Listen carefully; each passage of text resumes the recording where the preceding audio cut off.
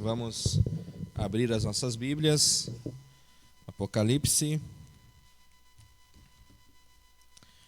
Hoje, capítulo 21.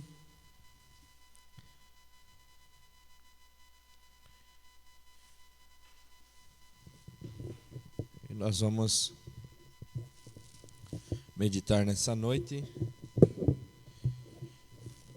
pedindo que Deus nos dê graça, entendimento para falar com os irmãos. Capítulo 21, do verso 1 em diante.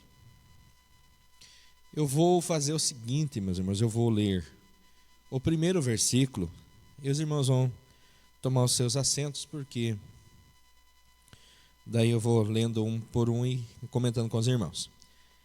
Eu vi um novo céu e uma nova terra, porque já se foram o primeiro céu e a primeira terra, e o mar já não existe. Pode sentar.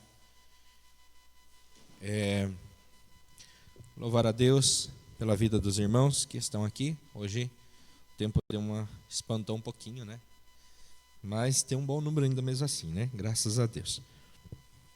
Mas nós sempre temos mais pessoas na terça. Deus abençoe o irmão Jurandir, sua esposa, né? Já tiveram outras oportunidades, nossos amigos, e sempre que podem estão aqui com a gente. Deus abençoe. Nós estamos numa sequência de estudos, irmãos. Então, os irmãos que já estão vindo aí já de mais tempo já sabem, né? Que nós pegamos aqui para estudar, e nós iniciamos ele antes da pandemia, né? Antes de parar tudo, né? Aí quando parou, nós gravamos vários vídeos e ficou no YouTube, e voltamos aos cultos, nós continuamos a sequência de estudo. Hoje nós chegamos no capítulo 21, e se der tempo nós vamos concluir. Tenho sentido um desejo de iniciar nas próximas terça-feira um estudo com o tema o que é igreja. De fato, o que é igreja, o que não é igreja, como ser igreja, né? Porque às vezes parece que a gente está vendo uma igreja que está fugindo do propósito da sua existência, né, irmãos? Se for da vontade de Deus, assim faremos. Estamos pedindo a direção de Deus, que Deus nos dê graça, né, e a palavra para ministrar. Mas, como nós já falamos na aula passada, que foi o capítulo 20, nós falamos ali vocês que estavam, lembram ainda? O que foi o assunto? Milênio, né? Nós falamos do milênio. Então, nós viemos trazendo assim, basicamente uma sequência de acontecimentos dentro daquilo que nós cremos, pregamos e ensinamos. E agora nós já estamos passando para um tema que nós chamamos na escatologia, que é o estado eterno de todas as coisas. Quando será confirmado o estado de cada coisa, porque tudo foi renovado, né? Nós chegamos no período, me perguntaram, eu digo isso porque me perguntaram agora, esses tempos, se Satanás, que era um anjo, que tinha acesso ao céu, ele pecou, mesmo podendo gozar de estar na presença de Deus, ele pecou. Me perguntaram então se um cristão que morreu no Senhor, né, chegou o tempo do arrebatamento, foi arrebatado, foi assunto ao céu, entrou para a eternidade, se ele teria algum risco de pecar, porque se Satanás estava junto com Deus e pecou, se nós também, juntos com Deus, correríamos um risco de pecar? A minha resposta foi que não, porque exatamente quando o Senhor Jesus, ele mandar tocar as trombetas, acontecer o arrebatamento, passado o milênio, o grande trono branco é instalado, as sentenças são dadas, porque é lá que a sentença ela é dada, né? Aquele que o nome não estava escrito no livro da vida, ele vai ser condenado, né? Vai ser lançado no lago de fogo. Também aquele que está com Deus, que entrou à eternidade para viver com Deus, tem o seu estado de santidade também confirmado. Esse também não correrá mais o risco de pecar, porque senão nós teríamos um problema com relação à morte de Cristo e à doutrina da soteriologia. Então, o estado é confirmado. O risco que nós corremos é aqui. É aqui que o cristão tem que tomar cuidado. Quando nós chegarmos lá, nós estaremos garantidos. Por isso é o que eu disse que aqui o tema de hoje, na escatologia, é o estado eterno de todas as coisas. Porque tudo aqui se fez novo, né? Tudo se fez novo. Então o texto que nós lemos já diz assim: e vi um novo céu e uma nova terra, porque já foram o primeiro céu e a primeira terra, e o mar já não existe. Então, essa terra, esse planeta lindo, né, que Deus criou para o homem, não criou para ele, né, criou para o homem, por mais lindo que seja, ele foi criado para ser destruído. Porque o novo céu, a nova terra é o lugar para onde deve ir o servo de Deus. Então, esse lugar lindo, esse planeta lindo que nós conhecemos, será destruído, porque ele tem que dar espaço para o novo céu e a nova terra. Depois nós vamos ler os textos, né? A primeira observação que quero fazer com os irmãos é essa: e o mar já não existe. Vocês têm que lembrar, irmãos, que o Apocalipse é cheio de figuras e linguagem, ele é cheio de metáfora, né? Nem tudo se pega no literal aqui, porque não vai dar certo. Então, quando nós observamos o mar já não existe, não quer dizer que não existam mais oceanos, né? Nesse contexto, não é isso que o texto está dizendo, nesse contexto. Porque ele está falando de uma outra coisa, nesse momento aqui. Está falando do mal, porque descreve depois uma questão de males, né?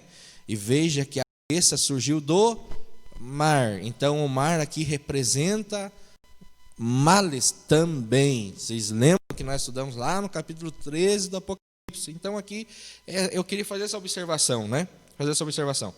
Aí diz assim: eu vi a santa cidade, a nova Jerusalém, que descia do céu, da parte de Deus, verso 2, adereçada como uma noiva, ataviada para o seu noivo. Né? Então veja bem, irmãos, o texto também já descreve a nova Jerusalém, que nós também falamos já um pouquinho na semana passada, que ela desce do céu, e o texto já diz que é a santa cidade, porque a antiga Jerusalém, a que hoje conhecemos, Israel, né, ela foi invadida e nela se cometera todo tipo de pecado. Inclusive o nosso Salvador foi perseguido e morto fora dos portões da cidade. Mas essa que desce do céu é a santa, aonde a Bíblia diz que lá, é o texto que vai dizer, depois nós vamos ler, né? Lá só entrará os que têm o nome escrito no livro da vida, mal nenhum chegará lá. Né? Por isso ela é santa. Na Jerusalém terrestre, toda sorte de pessoa, né, entra e entrarão. Você veja bem, os turismos, né, a maior parte é para lá, né? Lembre que nós falamos da grande perseguição que Israel vai sofrer. Lembre das invasões que Israel já tiveram, várias, né? Uma delas que a gente mais comenta, dos anos 70 depois de Cristo, né, por ocasião do general Tito, que destruiu a cidade. Enfim, irmãos, então, o texto aqui está falando para nós que a santa cidade, somente aqueles que têm o nome escrito no livro da vida terão acesso a ela. Isso aqui também, esse ponto é importante nós fazer uma observação. Nós entendemos que é a santa cidade, que é Nova Jerusalém, ela descerá, né, exatamente no período, né, ou no período, no tempo do milênio. porque nós cremos e ensinamos, e isso não é um pensamento do pastor César, pastor Antônio Gilberto, que foi um dos maiores teólogos da nossa igreja, já está com o Senhor, e ele escreve no seu livro de escatologia, né? Ele escreve que a igreja terá acesso tanto à Nova Jerusalém quanto à terrestre, porque nós trabalharemos, seremos os ministros do Senhor, né? Então nós teremos acesso tanto à Jerusalém terrestre, né, como a celestial. Então é importante também deixar esse ponto aqui para os irmãos. Então a cidade é santa, a cidade que desce é santa. Verso 3, eu vi uma grande voz vinda do trono que dizia: eis que o tabernáculo de Deus está com os homens, pois com eles habitará, e eles serão o seu povo, e Deus mesmo estará com eles. Esse texto também, ele é importante porque ele faz uma ligação direta com o Êxodo. Então, quando você lê tabernáculo na Bíblia, você já lembra do que, irmãos? De que Deus, ele resolveu, ele pediu para que se criasse, se construísse o tabernáculo. E lembrem que o tabernáculo era posto, era construído, né, porque era tenda móvel, né, era construída no meio das 12 tribos, porque Deus dizia que através do tabernáculo ele queria estar no meio do seu povo. Agora, Deus vinha sobre o tabernáculo, vinha. São muitas e muitas passagens que revelava a presença de Deus no tabernáculo. Você pode ler o Antigo Testamento, vai ter muitas referências assim. Mas quando o homem pecava, é aqui que eu quero levar os irmãos a entender.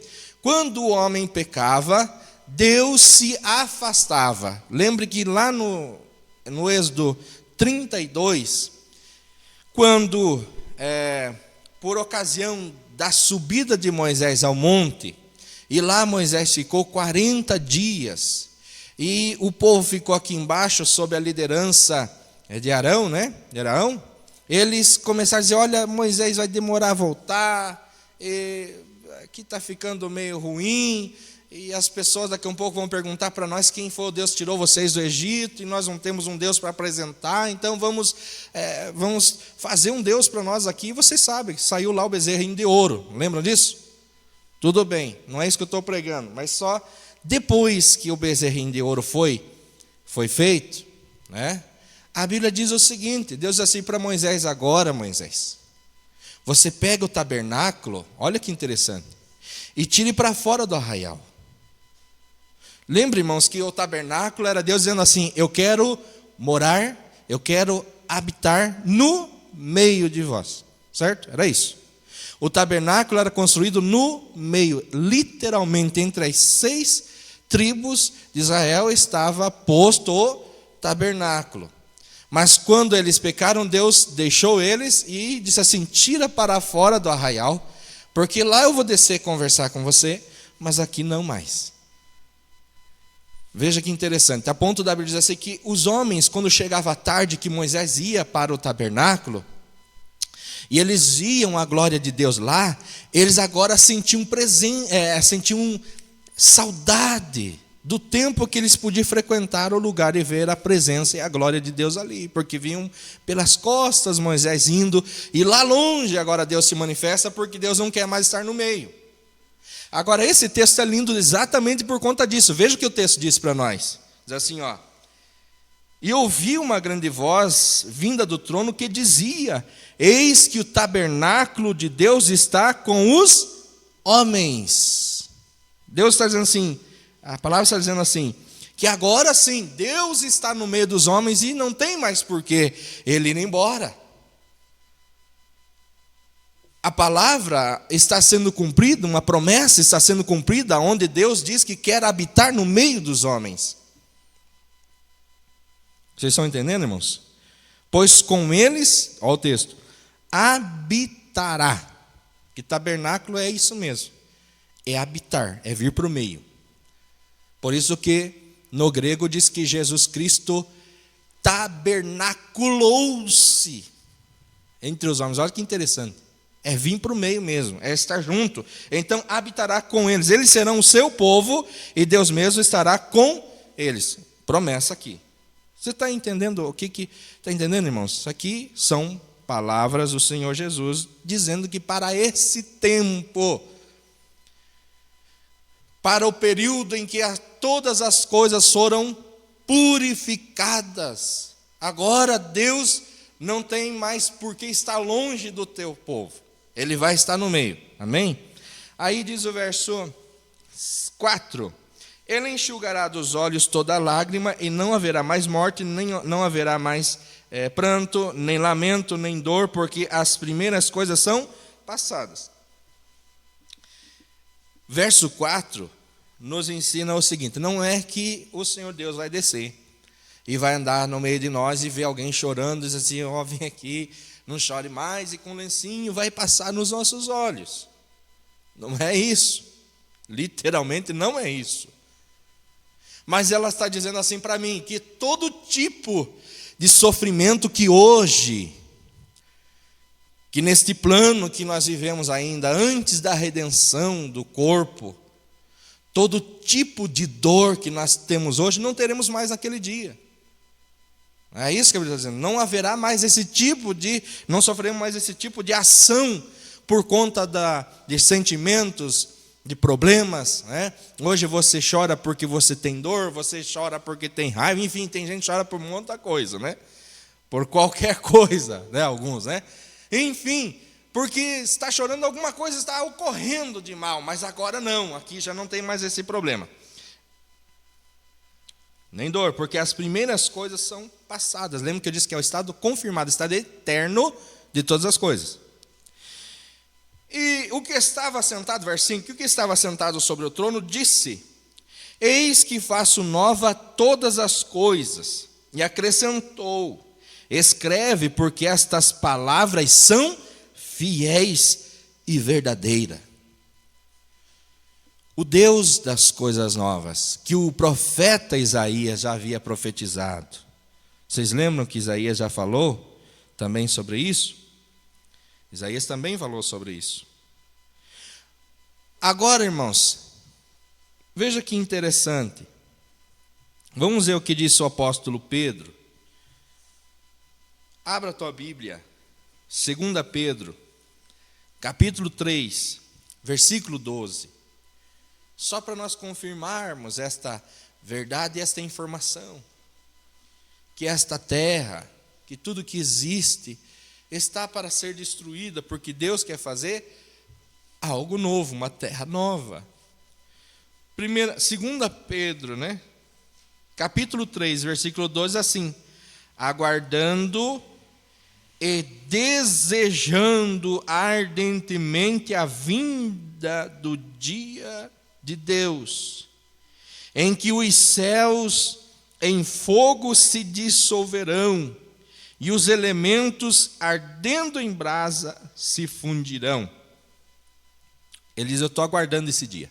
Ele diz: eu aguardo ansioso.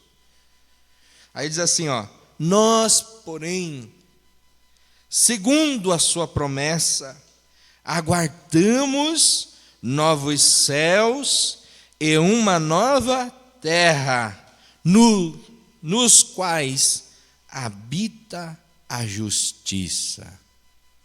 Olha aqui, o apóstolo Pedro confirmando, ou a Bíblia em si, né, confirmando esta verdade, de que um dia esta terra há de ser destruída. Nós que lemos a palavra de Deus, servimos a Deus, conhecemos esta palavra, esta profecia, mas o mundo aí fora também já concebe essa ideia.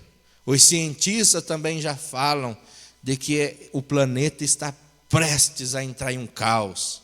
É aquecimento global, é explosão solar, é a polaridade da Terra invertendo, girando, né? Ela pode inverter, né? Enfim, irmãos, eles estão prevendo, asteroides que podem entrar em rota de colisão com a Terra e destruir a vida aqui. Eles sabem também, a ciência também está dizendo que esse planeta vai ser destruído. Nós, porém, sabemos o porquê que isso ocorrerá. Porque Deus criou, Deus na eternidade, irmãos, a gente não consegue conceber a ideia de Deus, porque para nós que estamos presos ao tempo, né, nós só conseguimos viver o aqui, o agora, mas para Deus a eternidade passada, presente e futuro acontecem simultaneamente, ao mesmo tempo, para Deus. Por isso que nós temos a dificuldade de compreender essas coisas. É como nós iniciamos falando o estudo do Apocalipse, que nós falamos de escatologia, a doutrina das últimas coisas, e nós estudamos umas 3 aulas de Apocalipse, que é o último livro, junto com Gênesis, que é o proto-evangelho, é o primeiro evangelho, e nós dissemos que Deus é interessante, né? Quem é como Deus, né? Quem é que pode se comparar?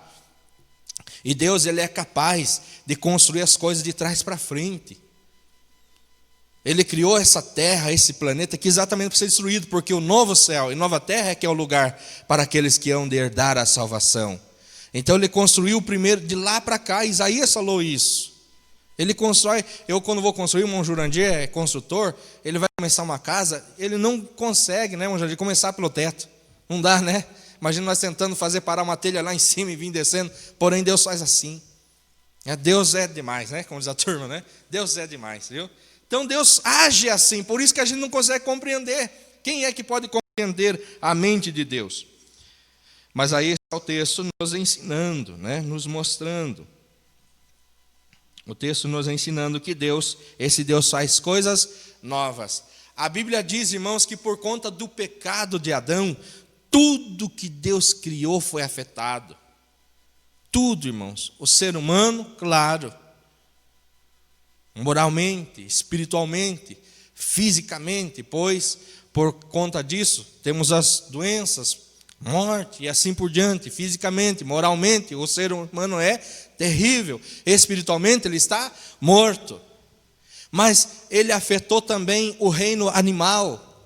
Ele afetou também a terra que fora criada. O pecado do homem, ele trouxe um caos total em toda a criação de Deus. É por isso que o apóstolo Paulo diz que até a terra, capítulo 8 de Romanos, até a terra geme com dores de parto, aguardando o dia da redenção, não por conta da sua própria vontade, mas por causa daquele que a sujeitou. Quem foi que a sujeitou? O homem, Adão, né? Então até mesmo a terra se encheu de pecado também, passivamente, mas se encheu de pecado. A terra que Deus criou para receber semente, hoje recebe mais sangue do que semente. Certo? Por isso que a terra também vai passar pelo aspecto da purificação. E a purificação que Deus trará à terra é exatamente o queimar pelo fogo. É por isso que a Bíblia diz assim, que fala de Jesus, né? Que ele é o Cordeiro de Deus que tira o pecado do mundo. Ele vai tirar o pecado do mundo mesmo quando a terra passar pelo aspecto da purificação por meio do fogo que o apóstolo Pedro citou. Por que Deus vai fazer isso? Porque ele vai purificar.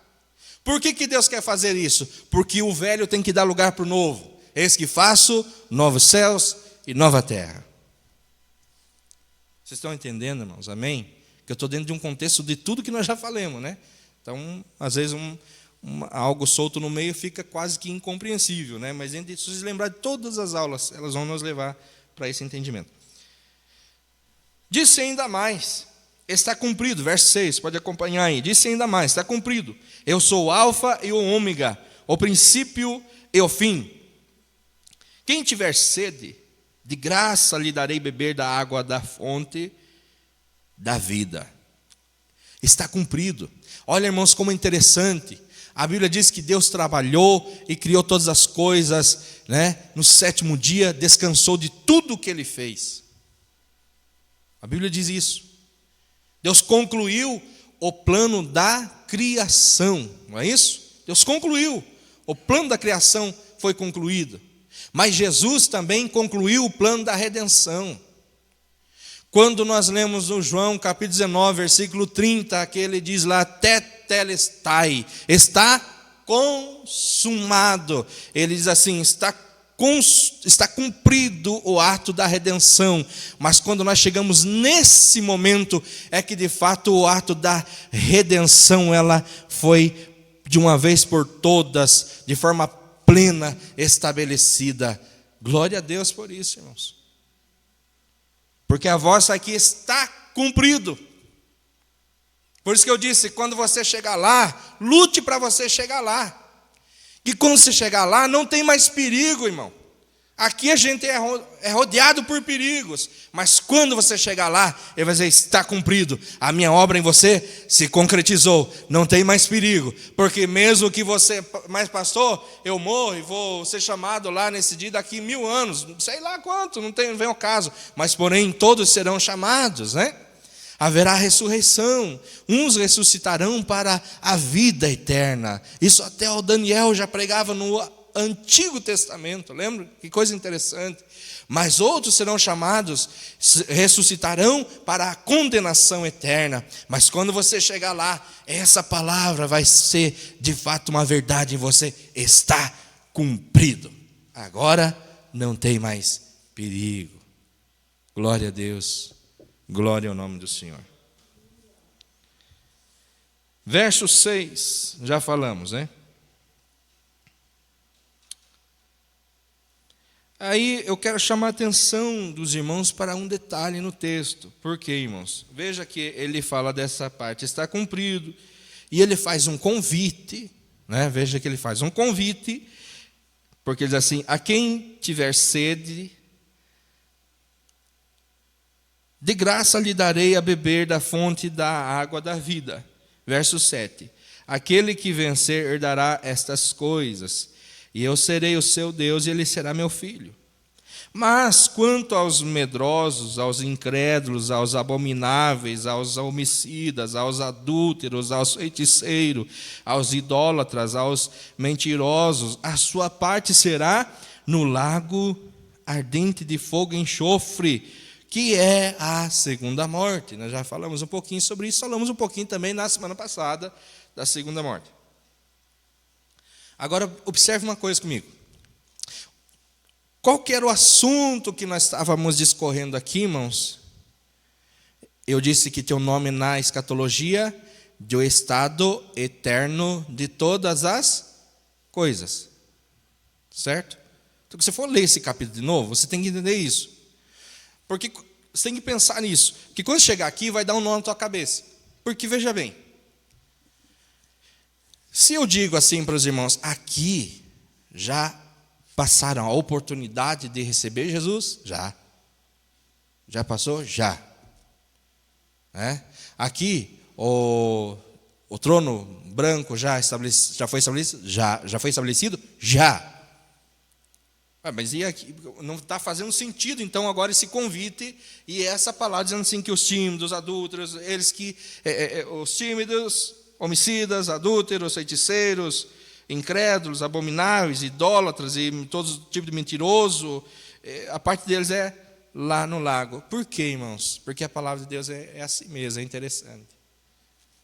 Veja que isso aqui foi escrito, tudo isso foi escrito e foi enviado a 7 igrejas.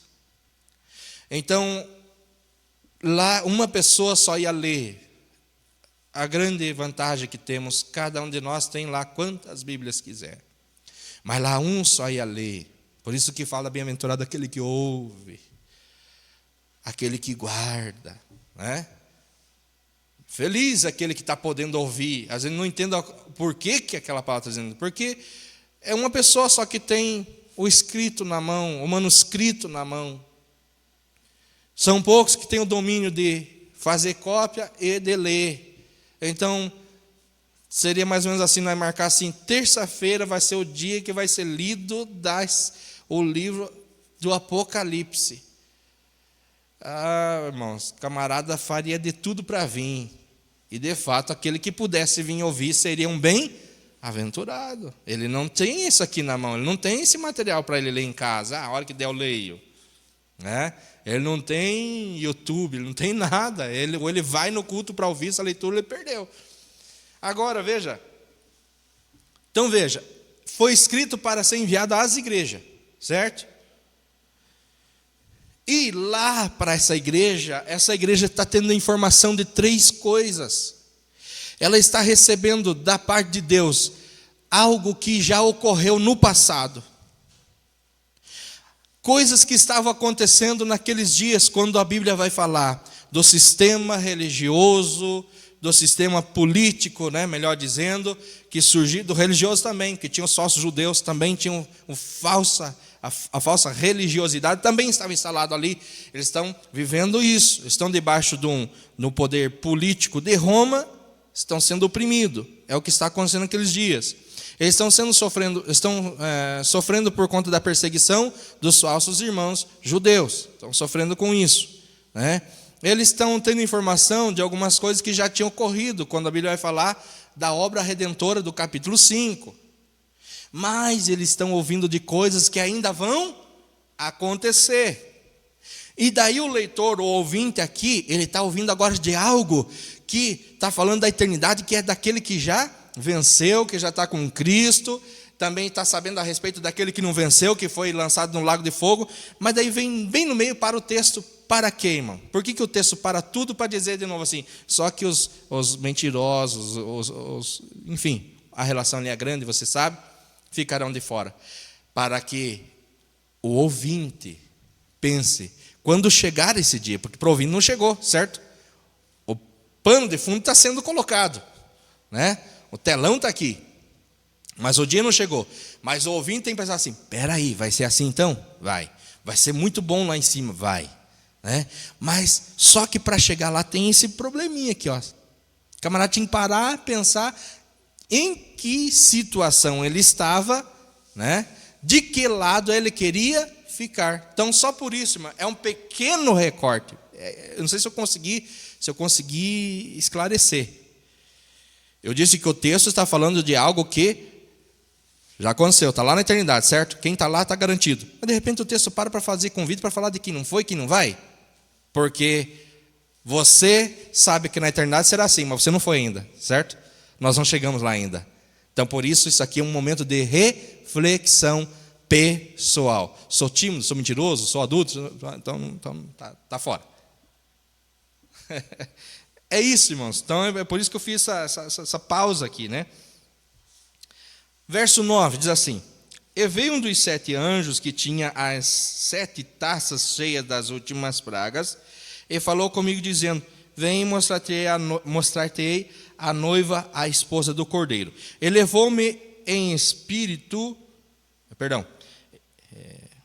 Ele levou-me em espírito a um grande e alto monte e mostrou-me a cidade de Jerusalém, que descia do céu da parte de Deus, tendo a glória de Deus, e o seu brilho era semelhante a uma pedra preciosíssima, como se fosse jaspe cristalino.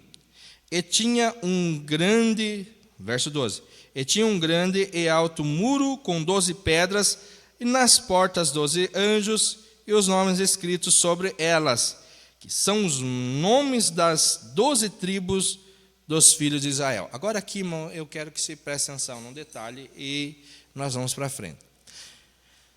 Então nós já fizemos a pausa, que é para o ouvinte refletir. Será glorioso? Sim. Agora ele vai ouvir mais ou menos assim, ó. É a cidade ideal. Certo?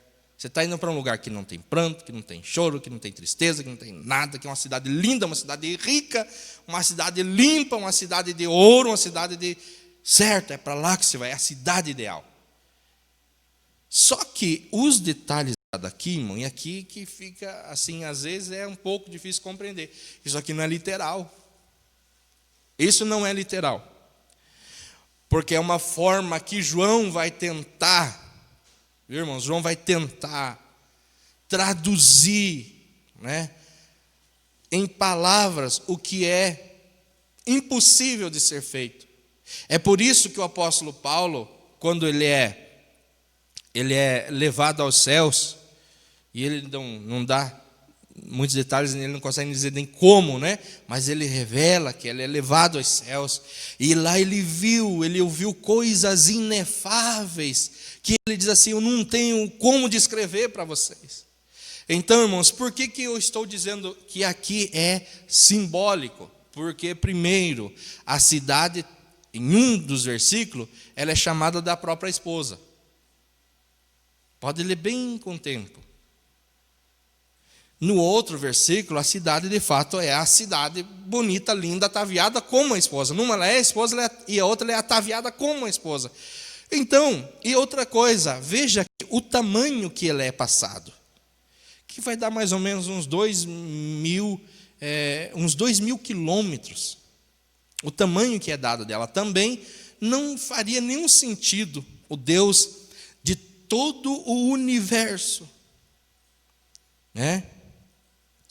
De um planeta grande no qual nós vivemos, de repente constrói, faz uma cidade espiritual desse tamanhozinho. Por que você está dizendo isso, pastor? Porque não é literal. Agora, o que o texto quer dizer para mim? É que este lugar para onde nós vamos é a cidade ideal. É o lugar aonde todo ser humano deveria. Quem tem conhecimento sabe de como será a glória, não tem como não desejar ir para lá. É isso que o texto está tentando dizer para mim. As linguagens que ele está trazendo aqui, irmão, quando ele fala de uma cidade, de um formato como um cubo, ele está também nos levando para o desenho, mais ou menos o formato do templo antigo, da tenda, que ela tinha esse formato de cubo. Ela também vai fazer alusão, por isso que ela fala de muros, porque as casas daquela época, as casas que se trazia, melhor dizendo, as cidades, né? As cidades daquela época que emitiam segurança eram cidades cercadas. Então, o lugar para onde se vai é um lugar protegido. Por isso que fala assim, tem 12 portas, mas em cada porta tem um anjo. Você está falando assim, esse lugar assim, é maravilhoso, é lindo demais, é seguro, é tranquilo, quem chegar lá está bem. É isso, não é a literalidade aqui. Vai ser desse tamanho, então não vai caber todo mundo lá. Deus vai ter que fazer um puxadinho para cá, um para lá. Não é isso, a Bíblia não é assim. A Bíblia não se corresponde dessa forma. Então ela também está trazendo para os irmãos que têm o conhecimento do Antigo Testamento, de como era o tabernáculo, e como era o lugar onde Deus se revelava, onde o sumo sacerdote entrava uma vez só por ano, mas aqui ele vai habitar com vocês. Então é isso que o texto está trazendo para mim. Glória a Deus, irmãos. Glória a Deus. Então toda a descrição das pedras aqui, irmãos, alguns vão dizer que elas que são o fundamento dessa cidade, alguns vão dizer que antes lá era o privilégio de poucos, era o privilégio do sumo sacerdote que carregava no seu peitoril as 12 pedras, enfim, agora é algo que está ali para todos que pertencem a essa cidade. Alguns dizem isso. Eu não vejo muita ligação, mas enfim, a teologia dá esse espaço também para que se faça algum tipo de conjectura, né? Mas enfim, vamos deixar isso para lá. Então, tudo que passa aqui, irmãos, só está nos dizendo assim: haverá uma cidade linda, ideal, que é onde você vai habitar. Viu? É onde nós teremos acesso. Nessa cidade, a Bíblia diz, irmãos, que não haverá necessidade de luz, né? Porque o próprio Deus, o texto diz, Ele alumiará, né? Olha que cidade linda e maravilhosa. E daí diz assim: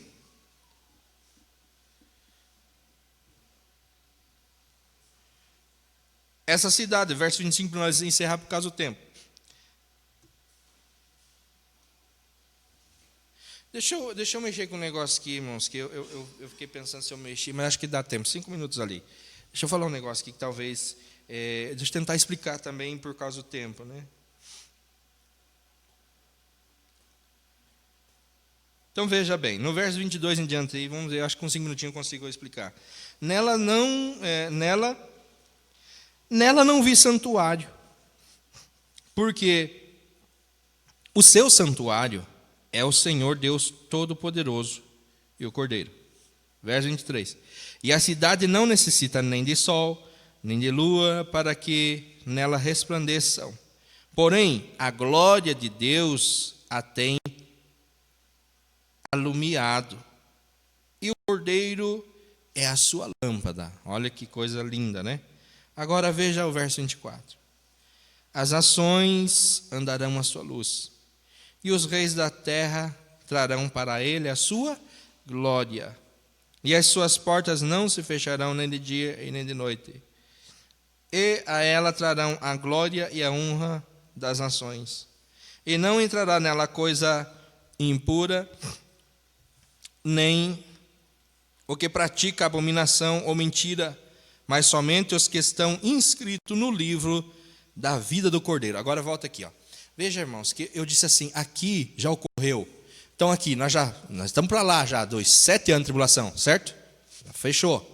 Então, aqui nós passamos a Terceira Guerra Mundial, que é o início, creio, dos 7 anos de tribulação. Terceira Guerra Mundial vai estourar, irmãos. Mais cedo ou mais tarde vai estourar. 7 anos de tribulação. Finalzinho de 7 anos de tribulação, o Armagedon, né? O Armagedon, Jesus Cristo vem e salva Israel, livra Israel, faz o juízo das nações. As nações que não entraram em luta contra Israel vão ter o direito de viver no milênio. Entremos para o milênio. Satanás é preso durante o milênio, durante os 1000 anos, certo? No milênio viverão os judeus, os gentios, essas nações que não se rebelaram aqui, indo contra Israel, e que Deus deu o direito deles viver o milênio. Findando o milênio, os 1000 anos, Satanás será solto de novo para uma outra guerra, que é chamada Gog e Magog, que não é o Gog e Magog de Ezequiel 38 e 39, certo? Nessa guerra, Deus destruirá os seus inimigos e instaurará ali o juízo final, o grande trono branco, certo? Ó, lá depois dos 1000 anos. Aqui nós já estamos falando de um acontecimento que está depois do trono branco, certo? Depois do trono branco. Mas daí você assim, mas peraí, pastor, eu já não entendi mais. Porque agora você falou do estado eterno de todas as coisas e apareceu umas nações aqui. E eu entendi que na Bíblia é assim, é judeu, gentio e igreja. Aqui tinha que aparecer é a igreja. Aqui só podia aparecer igreja. Então a igreja são os santos que entrou no texto. Lembra daqueles que têm o nome no livro? São estes que aparecem aqui. Mas tem umas nações andando nesse período aqui. E como é que eles vão viver? E como é que eles vão passar? Aí que entra um nó, dá um nó na cabeça, né? Eu não disse que a terra vai ser destruída, disse. A igreja estará com o Senhor Jesus Cristo, será protegida. Mas e essa gente aqui? Como é que vem fogo? E destrói tudo? Não diz que essa gente, que as nações entraram no céu, porque elas continuam sendo chamadas de nação. Né? Elas continuam, para ter passado pelo processo da regeneração aqui em Cristo, como sendo igreja, tinha que estar aqui igreja, não parece mais nação. Né? Não teria que ser assim? Pela teologia nossa, que cremos, pregamos, ensinamos? Como é que ele continua passando como nação? Eles, na hora que o fogo viesse, eles seriam destruídos. A única explicação que nós podemos dizer é que o Deus que nós servimos, Ele é poderoso, irmãos. E Ele, assim como que Ele, lembra lá da fornalha, são 3 homens lançados na fornalha, e Ele não livrou daquele fogo aqueles homens, no meio do fogo, e não morreram. Ele pode livrar essas nações. Mas essas nações aqui, irmãos, como é que elas vão viver? Porque nós teremos um novo corpo, certo? Não necessitaremos mais de comida. Não necessitaremos mais. Mas esses aqui ainda sim. Nós não ficaremos mais doentes, mas esses aqui sim. Aí eu adianto um pouquinho, porque eu preciso, que é a aula da outra semana. Mas aqui entra o que diz lá no capítulo 22, que as folhas da árvore da vida são para remédio das nações. A igreja não precisa desse remédio, mas essas nações precisam. Então, e nesse período, eles não entram, veja que eles não entram na Nova Jerusalém, mas eles adorarão a Deus. Como vai ser, irmão? Aí, é como eu sempre digo, irmão, onde a Bíblia fecha os lábios, nós não podemos dar nenhum passo sequer a mais, para não causar confusão. Mas até aqui nós estamos falando do que é Bíblia. Veja bem, ó, e as nações andarão à sua luz, e os reis da terra trarão a ele a sua glória. Verso 26. E a ela trarão a glória e a honra das nações. A adoração será levada até o Senhor Jesus, por mais que eles não entrem, né? E não entrará, veja que diz o texto, não entrará nela coisa impura, nem o que pratica abominação, nem mentira, mas somente aquele que estiver com o nome escrito no livro da vida. Agora, irmãos, se você olhar lá no capítulo 22, vamos só para encerrar.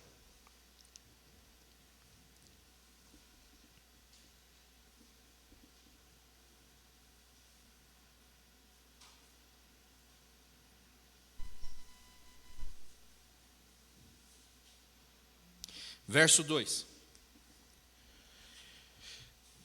E no meio da sua praça, e de ambos os lados do rio, estava a árvore da vida, que produz 12 frutos, dando o seu fruto de mês em mês. E as folhas da árvore são para a cura das nações. Isso aqui não estamos falando, já não é o estado perfeito, estado eterno de todas as coisas. As nações, elas poderão viver com Deus, aquelas que for lhe dado o direito, por conta também de comer da folha da árvore da vida. Amém, irmãos? É difícil às vezes de entender.